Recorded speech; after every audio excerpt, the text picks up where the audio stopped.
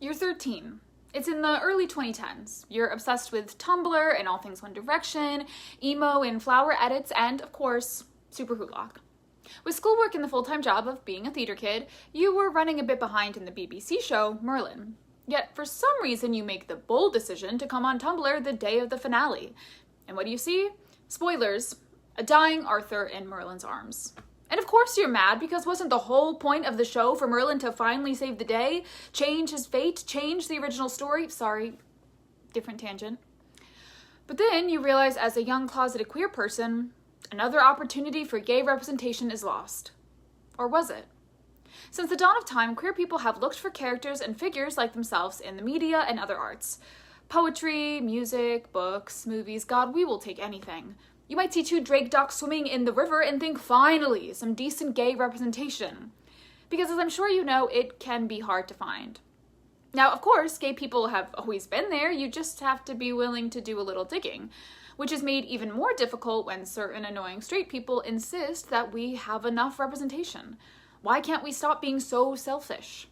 And while it's true, we do have some representation, it is a fraction of what our straight counterparts have. And that's not even counting the bad or questionable representation that still occurs to this day. Beyond the arts, there are the historical figures that we now know are queer, or perhaps it's always been readily available information. Alexander the Great, Oscar Wilde, Sappho, Alan Turing, James Baldwin, the list goes on. And that's amazing. However, they are not often discussed, and certainly not in education, at least in grade school. We often have to find this out for ourselves. Even if your school has read a Baldwin novel or has you act out the importance of being earnest, it is very unlikely that they will also bring up the fact that they may have kissed boys. If you're lucky, you may also get some hints of representation within the text you read in school, though they're as likely to end up on some banned book list. Finding queer novels was extraordinarily uncommon when I was in school. I was more likely to turn to foreign films and television shows, which we'll get to later. In high school, I maybe knew a handful of gay guys. I was in theater, and while that can be a stereotype, it can also be true to life. In my 12 years of school, I never met a single lesbian or sapphic individual, at least not one that was out at the time, and discussions of gender, not gonna happen. I've talked to friends and family who are now teachers or librarians, and there are certainly more options these days, depending on which school district you work at. Banned books are still an ever-increasing problem. But you may be able to find titles such as Aristotle and Dante Discover the Secrets of the Universe and Heartstopper. Or rediscover what is probably considered a retro classic now, I guess I'm officially old, Perks of Being a Wallflower. When I was growing up, if I found queer representation, it was usually because I miraculously stumbled upon it. Now, as far as movies went, we were often stuck with the flamboyant, stereotypical sassy male. While that can be true to life, it often felt targeted that so much film and television put us all in that one tiny box. From what I can recall as a child, films targeted towards a serious adult audience had better luck. There's films I've really come to appreciate, like Milk and Brokeback Mountain, though surprisingly, the media didn't always treat them well at the time. God, I didn't even know Joseph Gordon-Levitt was in a queer film, Mysterious Skin, until I was well into my 20s. Of course, you had your comedies and rom-coms where you could often find at least a side gay character. Some were clearly the butt of the joke, while others were handled with some care. Either way, they were usually the same type of gay.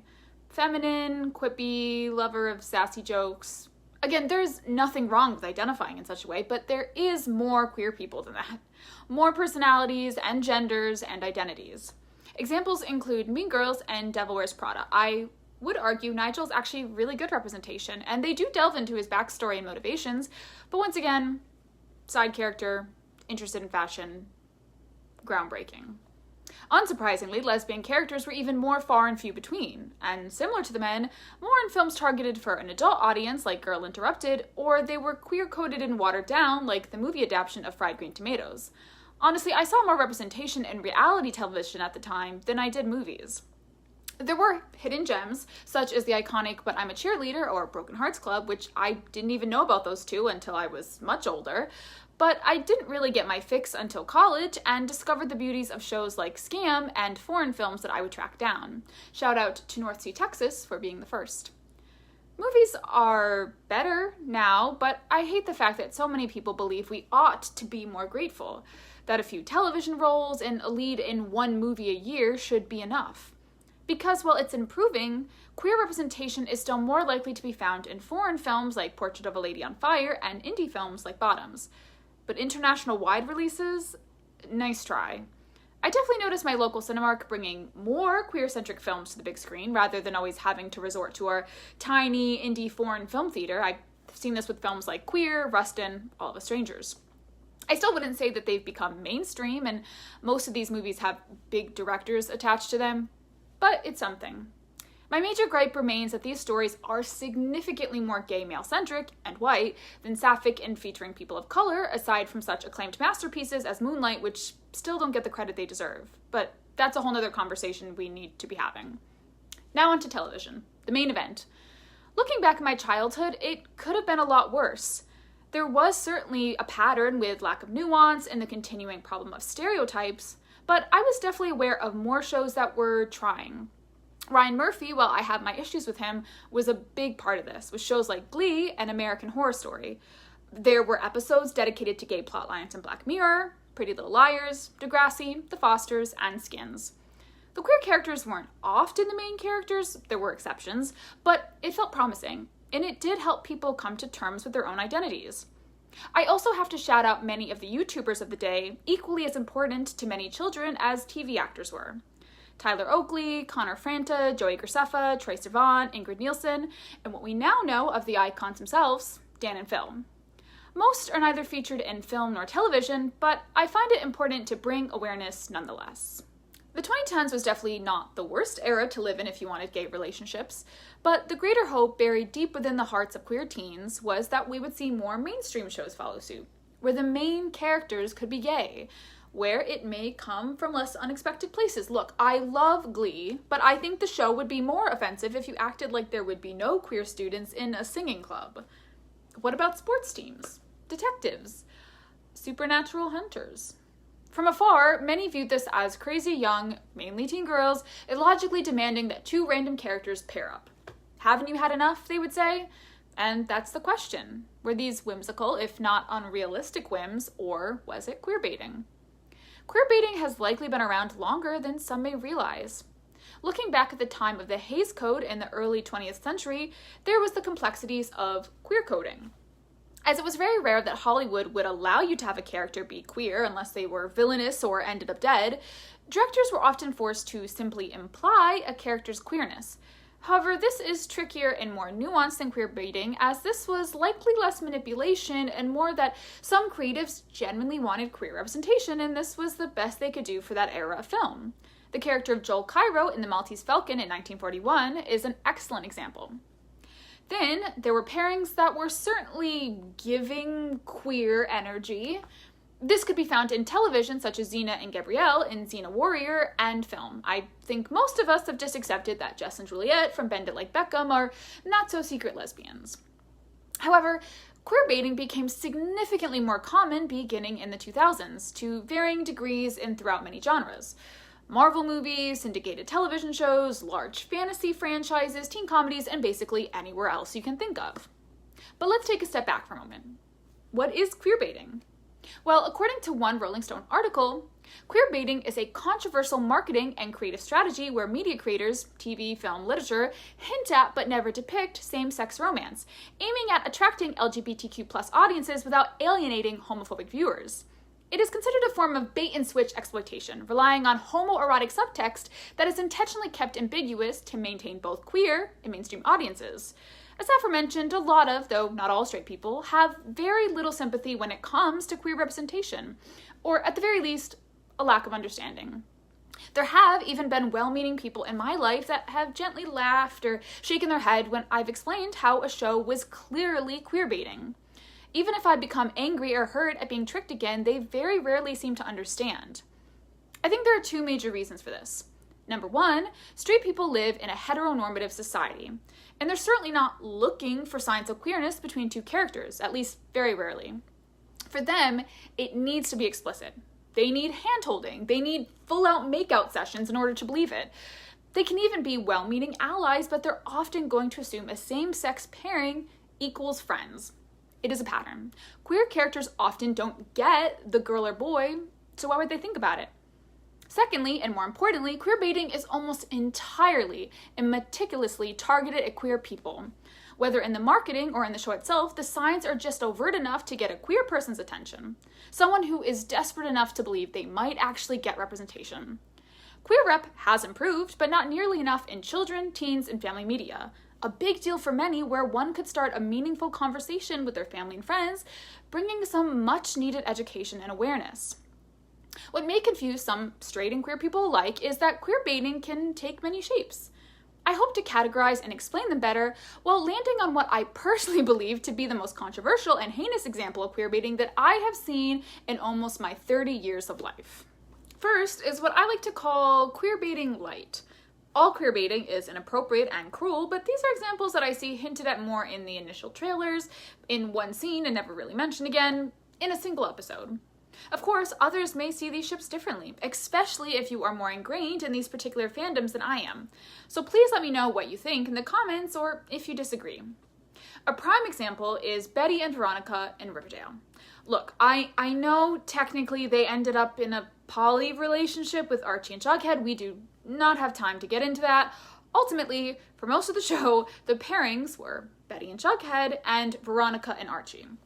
However, the promotional material and eventually a brief moment in an early episode showed Veronica and Betty kissing at cheerleader auditions. This obviously doesn't lead to anything, and I don't think most people thought it would. Honestly, I believe it to be equally queerbaiting and trying to get pervy guys to watch the show, which only adds to the never-ending issue of objectifying lesbianism. Then there's Rachel and Quinn in Glee. Though they certainly leaned into the pairing at times, the show was clearly centered on Rachel and Finn, as well as Quinn and Puck. Murphy was also much more focused on the actual lesbians of the show, Brittany and Santana, as well as other male gay characters. That doesn't negate the fact that this can still be harmful, and I'm sure Rachel and Quinn meant a lot to some fans. While it's still not appropriate, it definitely didn't carry on as much as other instances of queerbaiting that we will take a look at later. Another example is Becca and Chloe in Pitch Perfect, though I still like to think they ended up together. Argue with the wall. Then there is the "no, I swear" queerbaiting, where the production team flat out tells you it's not gonna happen, and yet it still shows up in the show.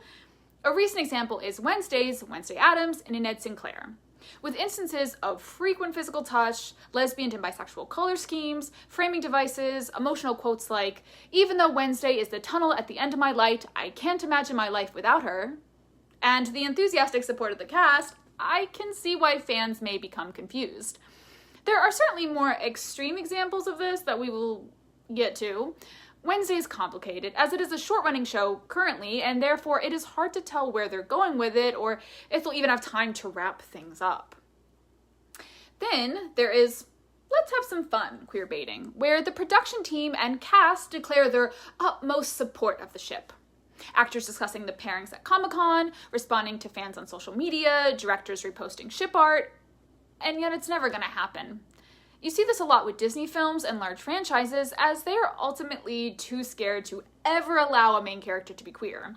After the flop that was Strange World, where conservatives were scared of an adolescent same-sex pairing, I don't think Disney plans on touching queer representation with a 10-foot pole, at least not anytime soon. Marvel has a lot of examples of this. Captain America and Bucky, as well as Captain America and Iron Man, though the first pairing is definitely leaned more heavily into. There's also Finn and Poe in the more recent Star Wars films. Though I was never part of these fandom spaces or ship pairings, according to social media sources, there were people who definitely thought this was going to happen. And it can certainly make things more complicated when the production team is supporting the ship. It's a fine line. I absolutely understand wanting to support the fans. Perhaps you even agree with the ship yourself as an individual, unlike the company as a whole, like Disney, especially if you are queer yourself. We're all human and want to see ourselves represented. I think the issue begins when you start holding on to it for too long and letting fans believe it may happen. I think this is a more concrete rule with directors and writers, as actors may not know the fate of their characters until the very end, which we will get to. Next, we're taking a look at You Will Take It and You'll Like It queerbaiting. This is usually seen in kid or family-friendly films, especially Disney. What can I say? They are always at the scene of the crime. Because two young straight kids growing up and falling in love is sweet, but it simply must be inappropriate and offensive if it's two girls or two boys. The fantastical Cyclops cop in Onward, LeFou and the 2017 Beauty and the Beast live action, a singular lesbian kiss in Lightyear, Lake Ripple in Elemental, Artie in Cruella, McGregor in Jungle Cruise, and unnamed lesbian couple in Finding Dory. I'm sure most of you don't even know who these characters are. And people say representation is equal. Strange World is a little different, as while you don't see the couple together a lot, Ethan Clade, a young queer boy, is featured heavily in the film. Disney isn't the only perpetrator of this. Infamous trans bigot and general crazy person Joanne Rowling, author of Harry Potter, randomly decided to make Headmaster Albus Dumbledore gay in 2007. This, unsurprisingly, is not featured in the books, but according to J.K. Blackmold Rowling, it wasn't pivotal to his character development. She definitely didn't do this in response to the backlash that her books had lack of representation, or very questionable representation. Cho Chang, anyone? There can also be the complex world of subtext, seen in such films as Luca. It certainly reads to many people like coming to terms with your queer identity and not so straight feelings as an adolescent. There are even people who worked on it that say it's gay. Director Enrico Casarosa discussed the fact that they thought about making it gay, but decided to focus on their, quote, pre-romance friendship. Interesting wording. And in 2024, film story lead and director of the short film Ciao Alberto, McKenna Jean Harris, shared queer Luca art that they had created themselves. Well, this is beautiful. It's not quite the same as true representation. Nonetheless, I appreciate it and find a lot of meaning in the film Luca. I just wish it didn't always have to be subtext, particularly in family films. And this is only getting worse with the rise of vitriol against anything woke in the media. And last, but certainly not least, the dreaded, we're almost there queerbaiting. This is certainly the most infamous form of queerbaiting, and I fear I am going to trigger some people with this discussion, but here we go.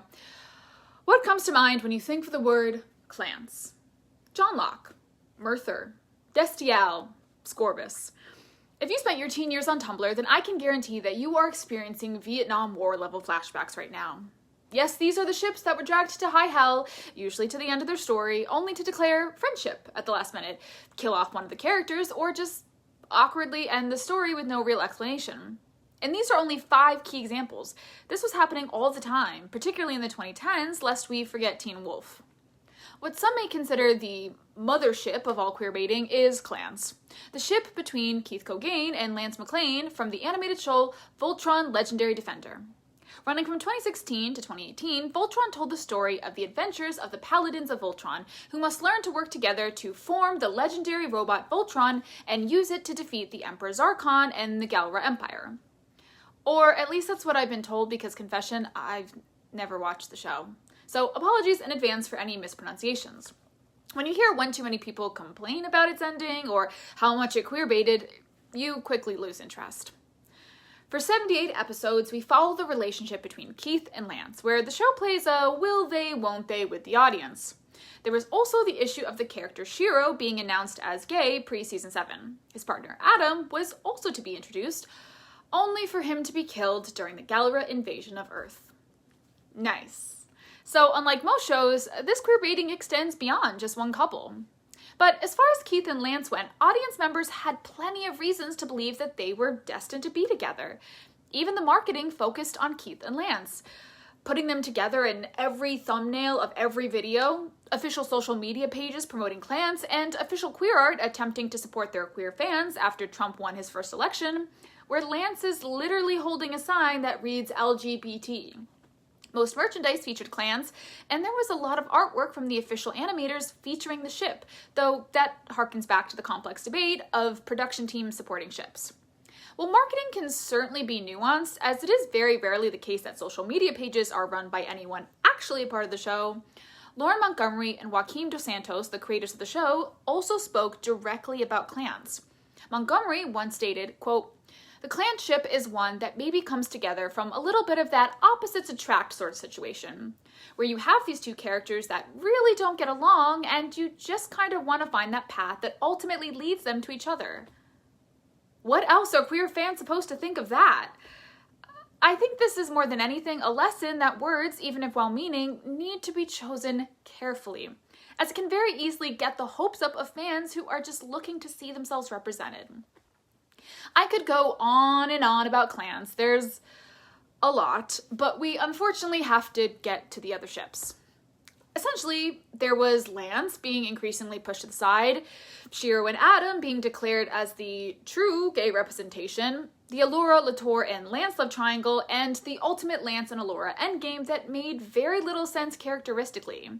There's also supposedly a lot of evidence that points to the fact that Lance and Keith were initially written to be together, but was ultimately scrapped. There's a great article with more clans detail that I'm going to link down below. Moving on to the next stop on this little queerbaity adventure, Johnlock. Unfortunately, this is one I am very familiar with. While I never directly shipped them, I was an active member of the Sherlock fandom, eventually witnessing the downfall of said show. With only 4 seasons, Sherlock ran a whopping 7 years on the BBC. While the show gets very complicated and convoluted, it's essentially a modern-day retelling of Sherlock and Watson's adventures. I think in hindsight, there is a lot more that can be pointed out within Sherlock that makes for a very weak show. But at the time, seasons 1 and 2 were very highly regarded, with the latter ending on the cliffhanger of Sherlock falling to his death. In the final scene, you see Watson at his grave, with Sherlock watching from a distance. Sherlock is one of the many examples where the creative team actively told his audience Johnlock was never going to happen. Instead, we got the zany and masterful villain of Moriarty as our gay representation, which, yay, Andrew Scott, but also, of course, it's another villain. So if creators Stephen Moffat and Mark Gatiss emphasized that while the characters share a deep loving bond, a sexual relationship was never their intended story, why are we here? Well, as previously mentioned, it can still count as queerbaiting if the show displays itself to be hypocritical and there are overt signals in the show. And oh boy, there are signals. This includes characters constantly asking Johnlock if they are a couple or assuming they are each other's boyfriends, and one of the theories of Sherlock surviving the fall, including him being a secret past lover of Moriarty. This points more to Sherlock's identity than Watson's. It may not seem like a lot, but it is hard to express simply how many times a character brings up that Sherlock and Watson should be gay lovers. It happened at least once a season, sometimes multiple occasions within one episode. Again, in hindsight, this was likely never going to happen. Any queer remarks or assumptions in the show are clearly played for laughs rather than sincerity, which, considering Mark Gatiss is queer himself, is even more disappointing. As a whole, Sherlock BBC definitely seemed to have a certain dislike for their fans, especially ones of a younger demographic. This is particularly evident in Season 3, Episode 1, The Empty Hearse, where Anderson, an eccentric former forensic expert, proposes theories alongside other conspiracists. This episode is well known, perhaps not for the best reasons, as it famously addresses fan theories regarding Sherlock's survival by presenting them as absurd, specifically through the Empty Hearse Club. While some found it humorous, others criticized it for being tone-deaf, condescending, and for failing to provide a solid, logical answer, leading to debates about whether it was a love letter or a betrayal of the fans. Ultimately, it's up for each individual fan to decide. Sherlock only got worse throughout Season 3 and 4, and not even Johnlock could have saved them. The final episode was so bad, for many months, and perhaps still to this day, fans believed there was a secret episode that would fix everything. Sound familiar? And finally, we have made our way back to Merthyr, the ship between King Arthur and Merlin in BBC's Merlin. Similar to most cases of queerbaiting, it was assumed that they may end up together due to such things as intense, lingering glances, a substantial amount of self-sacrifice, dynamics of jealousy, and lack of personal space overall. In the end, as stated at the very beginning of this arduous queerbaiting journey, Arthur dies just as he does in the folktales of old, killed, spoilers, by Mordred. Mordred also dies at the hands of Arthur, Morgana is killed by Excalibur by Merlin, Gwen is left to rule Camelot, and Merlin, having finally revealed his magical powers to Arthur, becomes immortal, and waits patiently for Arthur's return. I remember a lot of people having issues with the finale, as it was extremely depressing, and there was some hope that Merlin would change their fates and save the day. Interestingly, this is one of the few instances where I wasn't queerbaited growing up. I think I figured per the original Arthur myth, he was destined to end up with Gwen, and there was no use hoping. I'm sure there were some assuming there was room for an exploration of a relationship, as Gwen traditionally falls in love with Sir Lancelot, betraying Arthur. However, in the show, Gwen does not have an affair. Rather, she is enchanted by Morgana to kiss the knight. This betrayal causes a temporary split from Arthur, but it is later revealed to be magical manipulation, and Arthur forgives her. This makes things a bit more complicated, as Arthur appears to genuinely love Gwen, but there is the very complex matter of his relationship with Merlin. Casting creatives have talked about a soulmate-level bond between the two men, as well as their relationship reflecting that of a love story. So I can definitely see how people claim this to be queerbaiting, and I definitely pick up on it more as an adult now. It just goes to show that even for people in the community, they may not always see the signals, and queerbaiting does not affect everyone the same way. Now, before we get into the disaster that is Destiel, Scorpius is a very interesting case, because it's not from a movie, or book, or even a television show. Most people were introduced to Albus Potter and Scorpius Malfoy through a play script, because our famed foe, Joanne Rowling, has entered back into the picture. Released 5 years after the final Harry Potter film, Harry Potter and the Cursed Child is a play that was internationally published and then performed in the West End, Broadway, and all around the world. While people certainly have their issues with the story, Rowling aside, fans immediately attached themselves to the two Slytherin friends, Albus Potter and Scorpius Malfoy, sons of Harry and Draco respectively. While I certainly can't speak to how much queerbaiting goes on within the acting itself, as that depends on each actor's interpretation alongside the director, the writing certainly leads you to believe that the story may be heading in a very different direction. Much of the tropes utilized to build the relationship between Albus and Scorpius are traditionally romantic. This is one of the most subtle uses for queerbaiting, at least for a general audience, because, as aforementioned, straight audiences are very rarely assuming that they'll come across a queer pairing. So if two friends have an intense codependent relationship, constant hugging, it's bizarrely a huge part of their relationship, passionate declarations, dramatic moments of conflict and separation, and intense jealousy, it must be platonic, right? Yeah, it's about as friendly as my super close friend in college who just happened to be a girl. Most queer people have been there and understood the sudden and emotional connection to someone of the same sex where you can't discern whether you're friends or perhaps something else. If the characters were male and female, the general audience would automatically assume a romance was being built. But since it's two males, they aren't afforded the same humanity and grace. I remember being so upset finishing the script, realizing I had been led astray again. And of course I had people tell me, don't be ridiculous, or does everything have to be gay? The general audience doesn't realize what this kind of representation can do for someone. Handsome Devil, once more featuring the lovely Andrew Scott, and shows like When We Rise helped me come to terms with my own sexuality, as well as books like Aristotle and Dante discover the secrets of the universe. Love, Simon helped me to come out to my parents. Does everything have to be straight? The one upside of Cursed Child, though I wouldn't recommend giving any money to Rowling, is that the actors have more control than they might in film and television because they are performing the story over and over again. This allows more time for experimentation and development. And I've heard plenty of stories of people who have seen the show over the years where actors have definitely been adding a extra gay flair to the relationship. A win is a win, I suppose, but go see actual queer theater instead, perhaps. Now, I suppose there is no getting around it. We have to talk about Destiel, the ship between Supernatural star Dean Winchester, Demon Hunter, and Angel Castiel, spanning from 2008, when Castiel joined the show, to 2020, because wasn't there enough going on that year. Destiel is a pairing that has escaped containment within a fandom and become a well-known fact around the internet.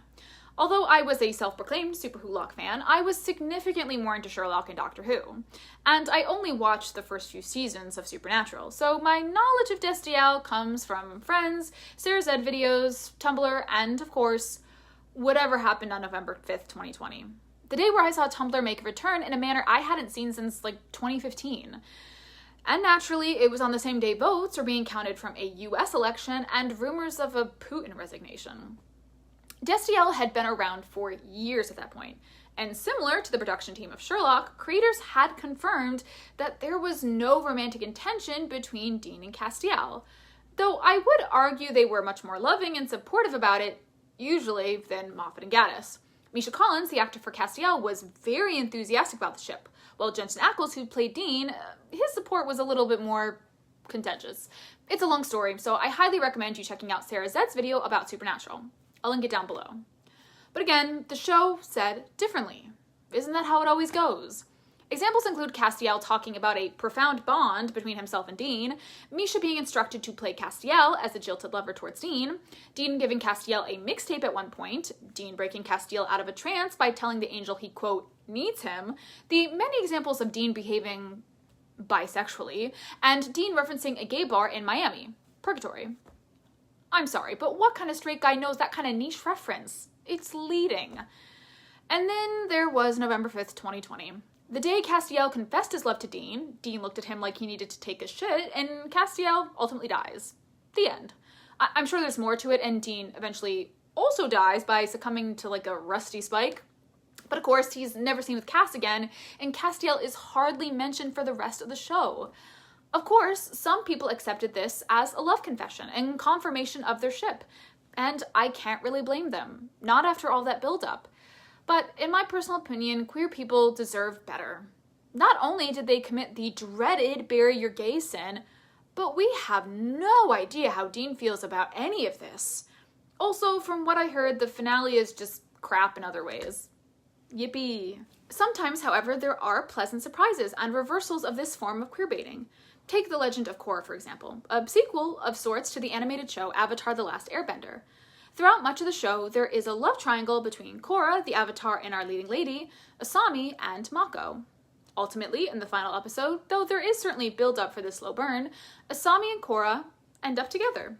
They hold hands, walking into their future together. There was actually a kiss, but it was tragically edited out, probably due to pressures as Korra was considered a family show. It's not much, but certainly a pleasant surprise and important progress for a family show at that time and now. There is the downside that it is so subtle that some people still refuse to believe it to be actually canon. Now, what do all these shows have in common? Their fan basis was built up of predominantly young queer fans, desperate for representation, and the creators often took advantage of that. You can insist that audience members were told explicitly that no romantic plots were intended, but when you keep hinting and adding direct niche queer references, what do you expect? Fans rightfully thought the production team had changed their mind, were creating a plot twist that would pay off, or a special surprise for those queer fans who were loyal all those years. And each time they were belittled and disappointed. Now there is one more ship I want to discuss, but let's take a quick intermission. Because not every pairing is going to lead to queerbaiting. Sometimes people just like to pair two characters together, even if it's not realistic to the plot of the show. I don't think anyone would ever claim that Jughead and Archie were ever going to get together in Riverdale, though, of course, there's that pesky Polly thing at the end. But I'm sure people still shipped them, and that's okay.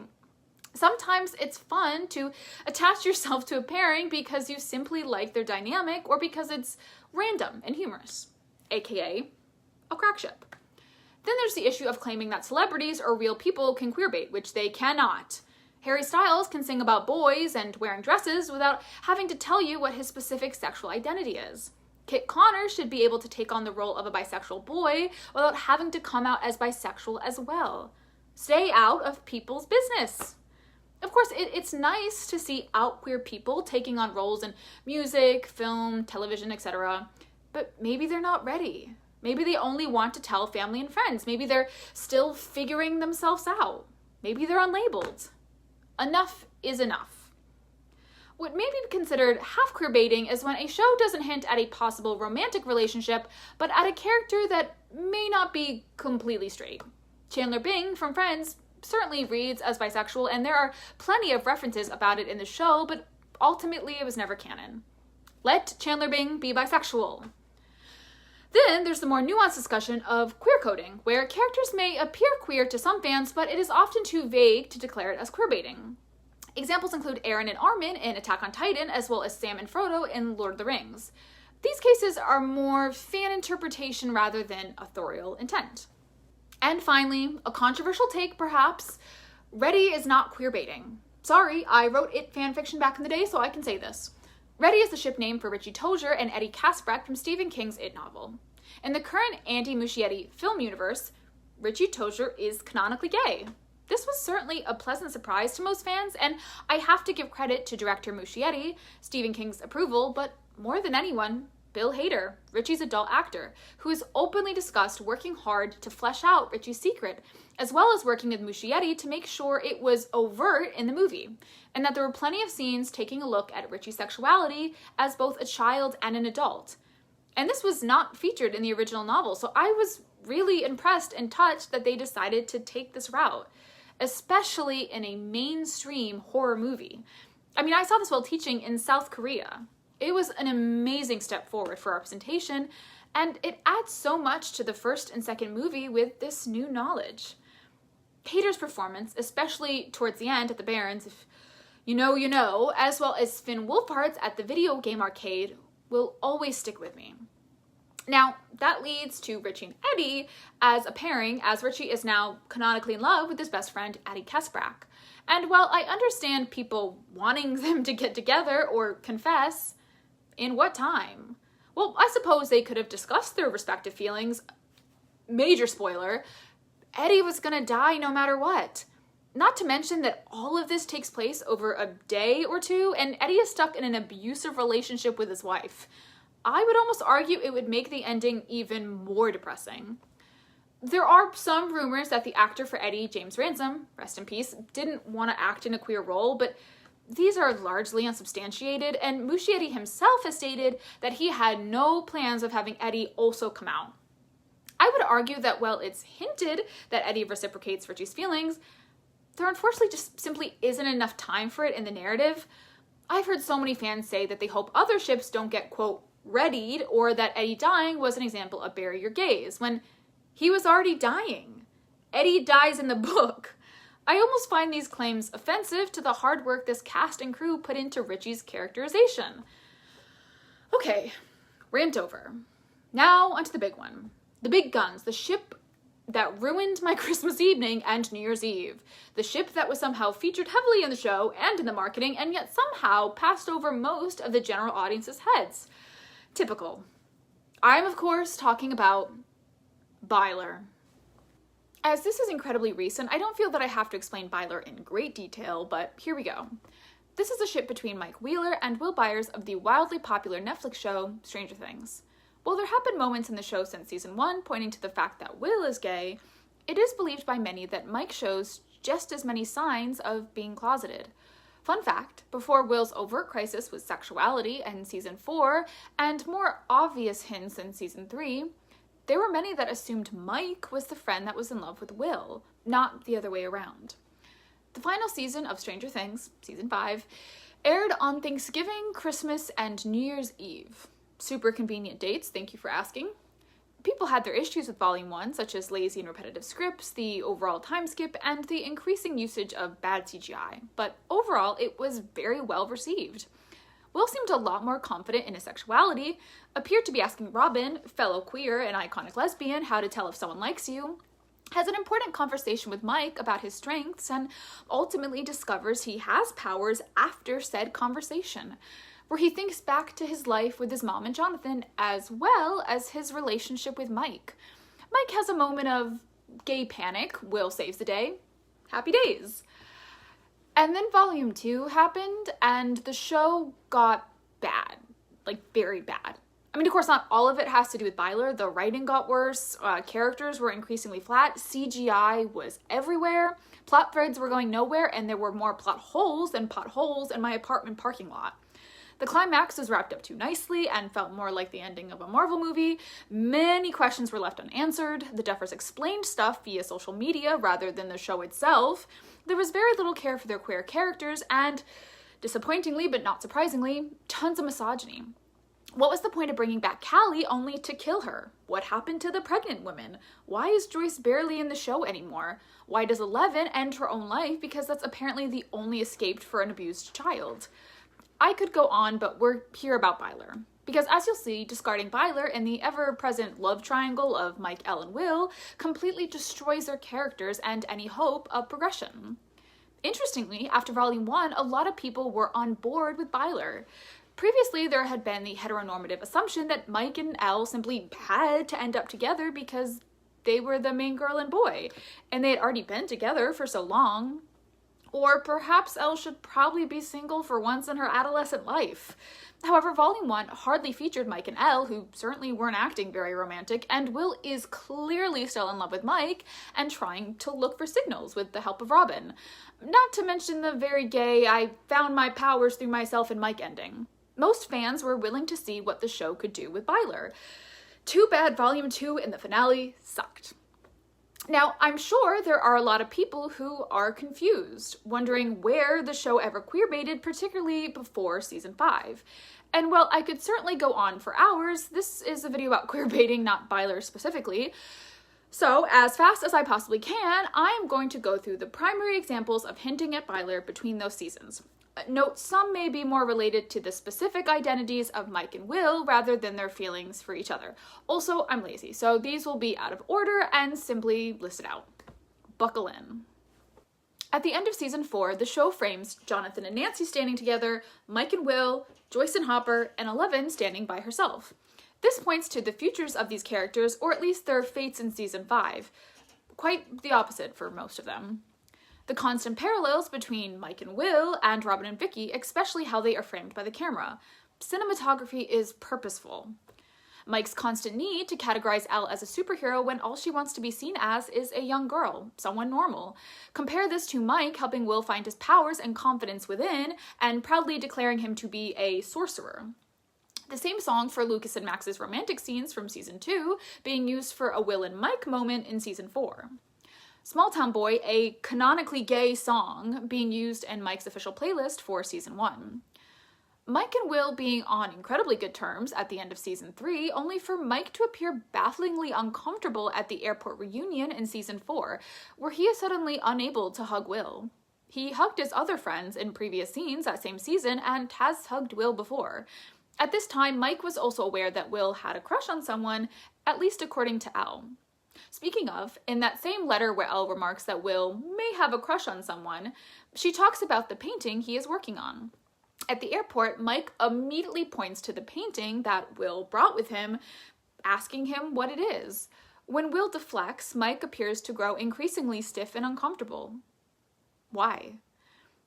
Elle and Mike get into a fight in Season 3 because, as always, Mike is not communicating with her. Mike and Will get into a fight because Will wants to spend more time with his friends. Mike chooses to ignore Elle, blaming her for the time being, while immediately going to Will's house and apologizing, something Max claimed Mike would do for a girlfriend.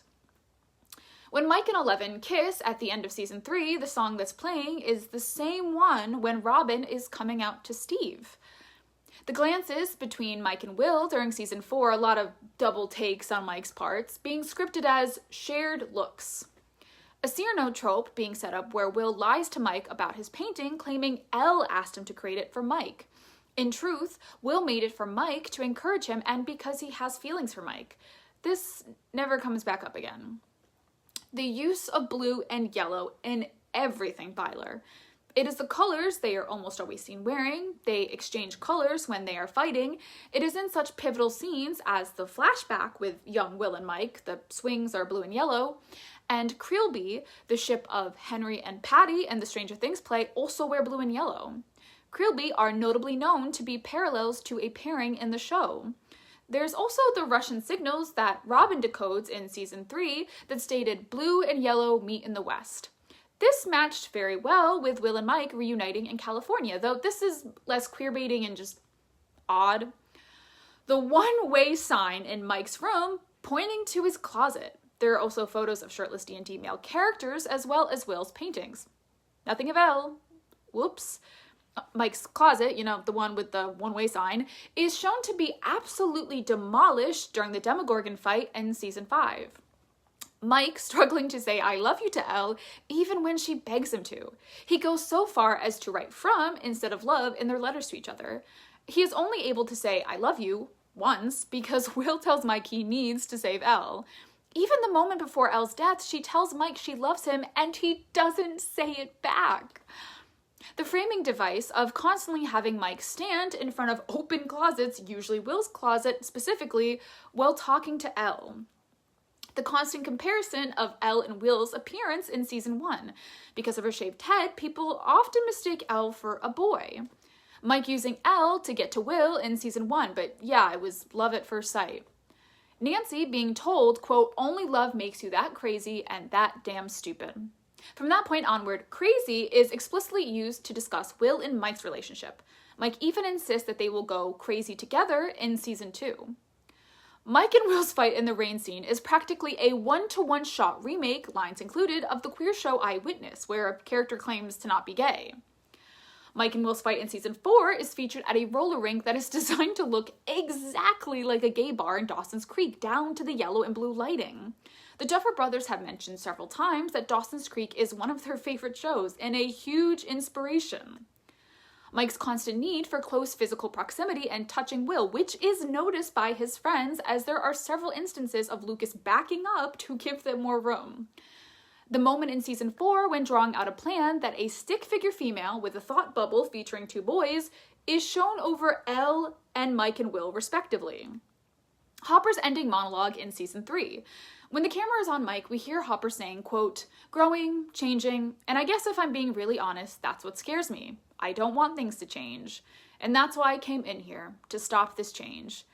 This comes after a very awkward kiss with Elle, where Mike stands still, eyes open the entire time, and no, this wasn't their first kiss, and is followed by a shell-shocked Mike returning home and running into his mom's arms. At Will and Mike's Wrinkomania argument, the song playing is titled In the Closet. In that same scene, at Will's insistence that Mike should have communicated with him more, Mike passionately insists, quote, we're friends. We're friends.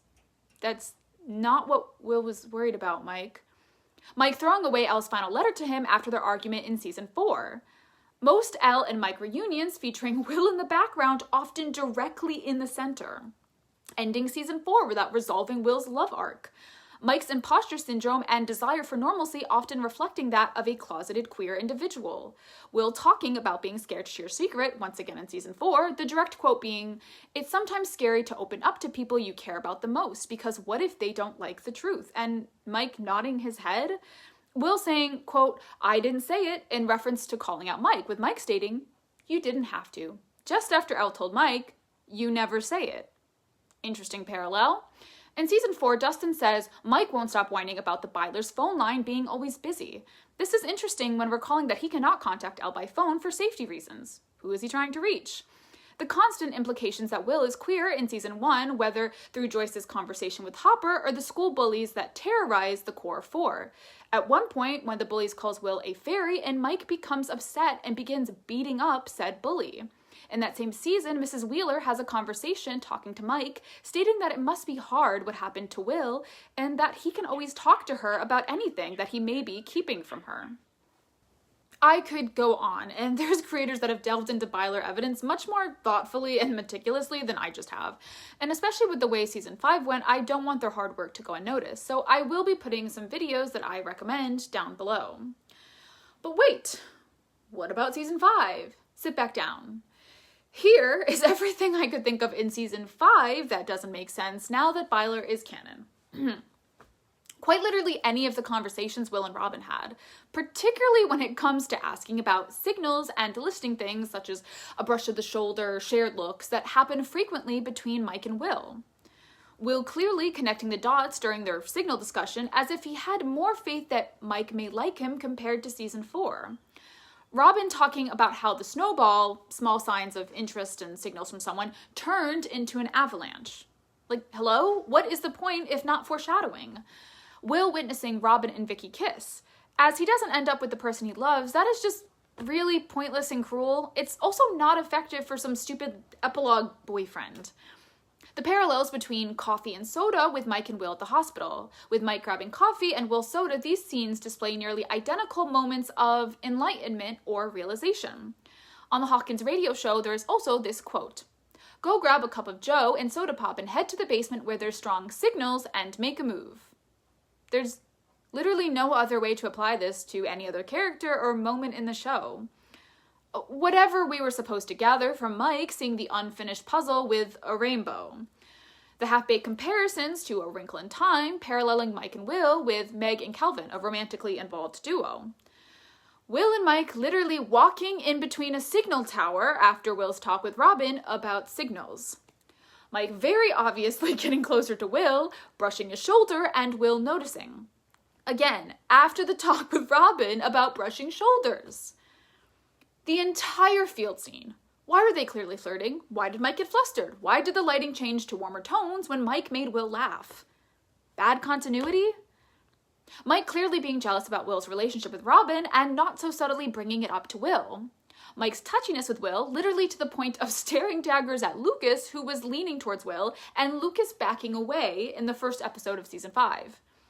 Mike being in Will's flashback film reel when no other friends were. Will using the power of gay to save Mike. All the parallels between Mike and Vicky and figuring out if someone likes you, although I guess the show thinks Mike is like Tammy. Will asking Robin how she came out to Vicky and other people in her life. The passionate hug between Mike and Will in season 5, volume 2, although that is pretty much the only thing we got from that point onward. Literally the last 5 minutes of volume 1, why was Mike staring at Will like that? Why was he so out of breath? Why was Will in slow motion? I don't know. Mike and Elle clearly acting like they've broken up, and Mike referring to her as a friend. The dick joke with Robin, where Mike and Will are clearly looking at each other, and that's the whole bit. Any of the water imagery in season 5, which is strongly connected to the idea of repression, especially with the pipes in volume 1 and how it exploded like Will's Coke earlier, symbolic of feelings finally coming to the surface. Hawkins' radio station, WSQK, The Squawk, was known for referencing pipes when it came to listeners calling in about relationship troubles. Again, any of the blue and yellow imagery, and all the parallels to Queerbaiting in the first Shadow play. The parallel of Mike calling Will a sorcerer and that saving the day with Mike calling Elle a superhero and the world quite literally crumbling in season 4. Will suddenly being so confident in his flirting abilities and possibly Mike reciprocating his feelings when he thought quite the opposite in season 4. What happened during the time skip? But of course none of that mattered. With the start of volume 2, after the hug, Mike never goes near Will again. If anything, he seems afraid to touch him. Will questionably decides to come out in front of everyone, claiming that Mike was nothing more than a hallway crush like Tammy. Mike thinks they should be, quote, friends? No thanks. Best friends. They never talk one-to-one again after that scene, and Will talks to a singular male in a gay bar with the nastiest haircut you've ever seen. Elle is dead. Will has little to no character development after coming out, his life seemingly one big humiliation ritual at this point, and Mike is clinically insane, convincing himself that Elle is alive while also softly caressing Will's D&D book while crying. We also see Mike in his room, Will's posters on the wall, and he still thinks Elle commissioned it. Honestly, I couldn't tell you what happened. This is either a deeply malicious case of queerbaiting for most of the show, or the Duffer Brothers backed out of Byler at the last moment, because the evidence is not just in the show, but in the marketing, as we've seen many times before. Sean Levy, a director for Stranger Things, only posting Mike and Will's poster for season 5, volume 2, when they hardly interacted in those episodes. Mike and Will are almost always paired together in posters, even when it doesn't make narrative sense. When asked about Will and Mike and further interactions in season 5, Sean Levy responded only with a blue and yellow heart. Directors, writers, and cast members all insisting that Will and Mike spent the most time together in season 5 and that they carried a lot of the emotional weight. Instead, they are only in a handful of scenes together, and Mike is dead weight by the start of volume 2, nothing more than a cardboard cutout. The Stranger Things writers declaring that Cora and Asami was their favorite queer ship, a relationship, as previously mentioned, that got together at the last minute. The Duffer Brothers constantly asking fans to read between the lines. the Cyrano trope that was set up and abandoned in season 5. This was brought up a lot in interviews. Noah Schnapp, Will's actor, talked about being gifted the painting, and Finn Wolfhard, Mike's actor, was asked to talk about the significance of the painting. Why? I have no idea. Finn Wolfhard discussed Mike's obliviousness in the van scene with the painting from season 4. The Duffer Brothers assured him it would pay off. It did not pay off. The Stranger Things team, having actors in the first shadow play, particularly the actors for Henry and Patty, talk about parallels from the show, focusing heavily on costuming and color schemes. A writer during the writer's strike in the early 2020s having a sign about needing to get back to work so someone can write Byler. Sean Levy responding to a tweet about another angsty and emotional intense Byler scene in season 5. There was none. The official Stranger Things writing Twitter encouraging and directly speaking about Byler shippers. Don't they know the very important rule? If it's not gonna happen, don't talk about it. The official Netflix Instagram page describing Byler as the one true pairing and Elle as the real third wheel. They also have a lot more posts about Byler being associated with other canon couples and posts calling Will and Mike boyfriends. Sean Levy posting photos of Will and Mike at Castle Byers from season 3 before the release of season 5, volume 2. This literally had nothing to do with anything. Sean Levy, because oh my god, why is it always him, randomly posting afternoon with a blue and yellow heart before season 5. The official Stranger Things media page on Twitter reposting and responding to Byler tweets. They also compared the crazy together line as another way to say, I love you. And on it goes.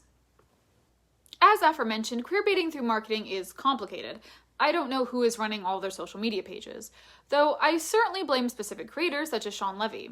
The Duffer Brothers also consistently gave non-answers when people asked about Byler directly until they officially confirmed it was never going to happen after Volume 2. There were also plenty of actors such as Noah Schnapp reposting Byler TikToks or Finn Wolfhard liking Byler art posted on Instagram. But actors are allowed to have their own opinions, and I strongly believe they had no idea what the end result would be. It is confirmed in the Netflix documentary that the final episode wasn't written until they started filming it.